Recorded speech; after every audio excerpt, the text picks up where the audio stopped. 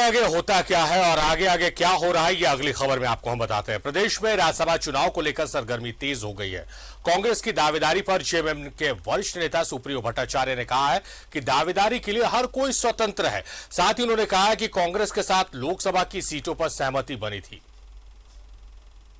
से ये पहले ही साफ कर दिया गया था कि आने वाले दिनों में जो 2019 से 24 के बीच का जो प्री पोल अलायंस है कि राज्यसभा के 3 सीट खाली होने वाले, उन तीनों सीटों पर झारखंड मुक्ति मोर्चा का दावेदारी होगा और कांग्रेस की राष्ट्रीय पार्टी है तो लोकसभा में उनकी संख्या ज़्यादा हो। हम लोगों ने पिछली बार अपने आदरणीय गुरुजी को भेजा था, इस बार भी पार्टी अपने जो कार्यकर्ता हैं उनको भेजने का काम करेगी और कांग्रेस को इसमें सही।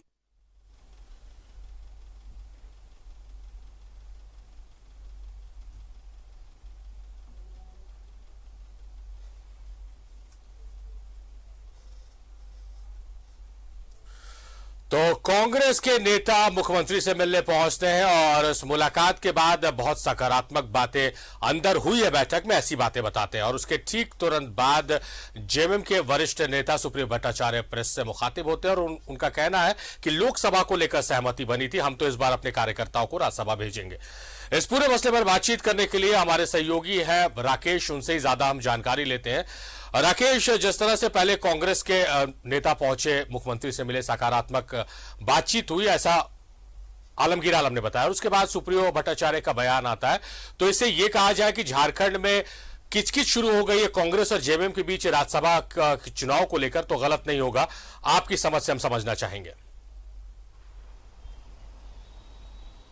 नहीं, बिल्कुल। देखिए, अपनी अपनी दावेदारी को लेकर दोनों दल जो है वो प्रमुखता से चीज़ों को रख रहे हैं और आज उसी संदर्भ में जो कांग्रेस का एक डेलीगेशन, जिसमें कांग्रेस के प्रदेश अध्यक्ष जो सीएलपी लीडर है आलमगीर आलम, इसके अलावा जो वरिष्ठ नेता हैं, जो मंत्री हैं झारखंड सरकार में, वित्त मंत्री रामेश्वर उरांव, बादल पत्रलेख, ये तमाम बड़े चेहरे जो हैं वो मुख्यमंत्री से मिले हैं और स्वाभाविक दावेदारी की बात कही गई है कि इस बार कांग्रेस का स्वाभाविक दावेदारी बनता है। तो उस संदर्भ में मुख्यमंत्री से उनकी सकारात्मक बातचीत हुई है, जैसा कि दावा आलमगीर आलम ने किया है कि एक पॉजिटिव वे में बातचीत हुई है और एक पॉजिटिव साइन भी मिला है। हालांकि संकेत साफ तौर पर जब भी कोई कैबिनेट के जो वरिष्ठ मंत्री अगर किसी अपने सीएम से मिलते हैं तो जाहिर तौर पर तमाम जो प्रोटोकॉल के तहत सकारात्मक बातचीत ही होती है, तो इसे आप इस तरीके से देखें। लेकिन ये जरूर है कि जब से राज्यसभा चुनाव की सुगबुगाहट हुई उस समय से ही कांग्रेस का जो एक तरीके से प्रेशर बिल्डअप करने की जो सियासत रही है वो शुरू हो चुका। आपने देखा होगा कि शुरुआत में जब राज्यसभा की सुगबुगाहट हुई थी, हालांकि उस समय डेट अनाउंस नहीं हुए थे, तो उस वक्त ही इरफान अंसारी जो है वो मीडिया में आए, उन्होंने कहा कि भाई उनके पिता फुरकान अंसारी को इस बार टिकट मिलना चाहिए। तो वहां से चीजें शुरू हुई और अब चूंकि डेट अनाउंस हो चुके हैं, 10 तारीख को चुनाव होने हैं, 2 सीटों पर यहाँ चुनाव होने हैं, तो इसको लेकर अब ज्यादा प्रेशर देखने को मिल रहा है। कांग्रेस लगातार इन चीजों को प्रमुखता से रखने की कोशिश कर रही है। आपने देखा होगा कि कांग्रेस के जो प्रदेश के जो प्रभारी अविनाश पांडे, उन्होंने भी दिल्ली में कहा था कि कांग्रेस का स्वाभाविक इस बार बनता है और झारखंड मुक्ति मोर्चा को इस बार बड़ा दिल दिखाना चाहिए। थोड़ी देर के बाद आपको भी जानकारी है शारिफ की प्रभारी जो है खुद रांची आ रहे हैं और संभवतः इस बात को लेकर कयास भी लगाए जा रहे हैं कि प्रभारी जब रांची आएंगे तो खुद मुख्यमंत्री से राज्यसभा के मसले पर, चुनाव के मसले पर, दावेदारी के मसले पर मुलाकात भी कर सकते हैं। तो अब चीजें इस तरीके से डेवलप हो रही हैं।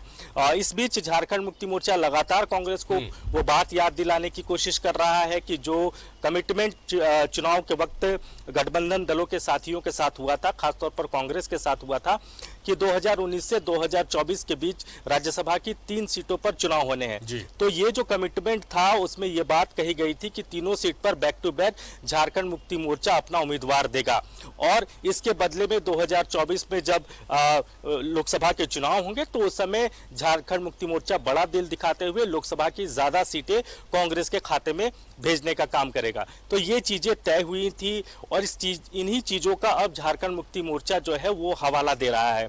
तो झारखंड मुक्ति मोर्चा के अपने तर्क हैं, अपने दावे हैं, तो दूसरी तरफ कांग्रेस के अपने दावे हैं। तो इसे आप प्रेशर पॉलिटिक्स के तौर पर देख लें और लगातार इस प्रेशर को कांग्रेस जो है वो बिल्डअप करने की कोशिश कर रही है। शारिफ। राकेश, झारखंड की सियासत में जो हालात बन रहे हैं वो आने वाले एक हफ्ते 10 दिन के अंदर वही हालात रहे जो अभी है वर्तमान में। ऐसी बात मजबूती से नहीं कहा जा सकता, आगे कुछ भी हो सकता है, हालात बदल सकते हैं। आप समझ रहे किस और बात हो रही है, तो उस लिहाज से अभी से ये सब बातें करना कि कौन कितनी सीट पर लड़ेगा, कौन किसको किसका सहयोग रहेगा, या फिर क्या वादे पुराने हुए थे, उन सब बातों को लाना, क्योंकि विपक्ष इसी इंतजार में है कि राज्यसभा चुनाव के जरिए अगर सत्ता पक्ष की कुछ कमियां दिखे तो वो हमला कर सके, क्योंकि हमला करने का विपक्ष कोई भी मौका नहीं छोड़ रही है। नहीं, बिल्कुल देखिए, अभी कई सारे उठापटक होने हैं और अभी थोड़ा वक्त है। 20 दिनों में आप देखेंगे कि कई नए डेवलपमेंट हो सकते हैं। मसलन आपको भी पता है कि कई जो विधायक हैं, चाहे सत्ता पक्ष की बात करें या विपक्ष की बात करें, तो उनके विधायकों पर सदस्यता का खतरा मंडरा रहा है। चाहे बाबूलाल मरांडी की बात कर ले, समरीलाल की बात कर ले, मिथिलेश ठाकुर की बात कर ले, तो ऐसे कई विधायक हैं सत्ता पक्ष में भी हैं और विपक्ष में भी हैं जिनकी सदस्यता पर अभी सवाल उठ रहे हैं। तो आने वाले समय में क्या डेवलपमेंट होते हैं, बाबूलाल के मामले में लगातार सुनवाई हो रही है दल बदल मामले में, और ये कहा जा रहा है कि अब जो सुनवाई होगी वो निर्णायक होगी, तो इंतजार करना होगा। सारिफ, अभी काफी कुछ बदलेगा, कि नए कई समीकरण चेंज होंगे, और जो स्ट्रेंथ की बात कही जाती है, क्योंकि ये पूरा जो राज्यसभा का जो चुनाव होता है वो गणित पर निर्भर करता है, संख्या बल पर निर्भर करता है। तो जो स्ट्रेंथ होगा वो स्ट्रेंथ में भी आपको बदलाव नजर आएंगे, क्योंकि अगर कुछ विधायकों की सदस्यता जाती है तो जाहिर तौर पर जो स्ट्रेंथ होगा विधानसभा का वो कम हो जाएगा। ऐसे में एक सीट जीतने के लिए अभी मौजूदा अगर आंकड़ों में देखें तो 28 विधायकों की जरूरत पड़ेगी, लेकिन अगर विधानसभा में स्ट्रेंथ कम होता है तो ये संख्या यहाँ भी कम हो जाएगी। तो अभी बहुत कुछ अभी बदलने वाला है राकेश, और जैसा आप बता रहे हैं ये प्रेशर बिल्ड करने की पॉलिटिक्स, जिसे प्रेशर पॉलिटिक्स कहा जाता है, वो देखने को मिल रही है, मगर इंतजार करना होगा कुछ ठोस निर्णय पाने के लिए। बहुत शुक्रिया राकेश, आप महत्वपूर्ण जानकारी के साथ हमारे साथ चर्चा में जुड़े, आपका बेहद शुक्रिया।